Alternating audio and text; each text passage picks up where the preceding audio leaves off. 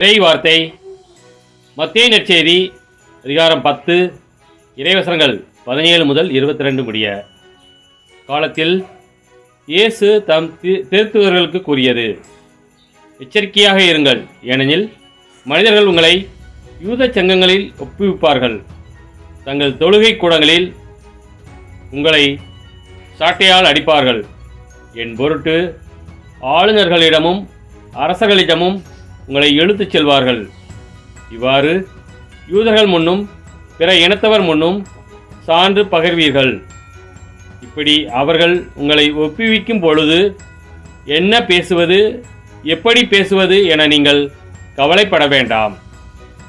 நீங்கள் என்ன பேச வேண்டும் என்பது அந்நேரத்தில் உங்களுக்கு அருளப்படும். ஏனெனில் பேசுபவர் நீங்கள் அல்ல, மாறாக உங்கள் தந்தையின் ஆவியாரே உங்கள் வழியாய் பேசுவார்.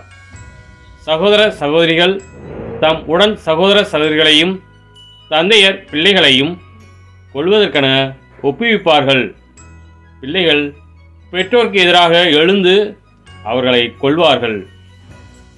என் பெயரின் பொருட்டு உங்களை எல்லாரும் வெறுப்பர். இறுதி வரை மன உறுதியுடன் இருப்போரே மீட்கப்படுவர்.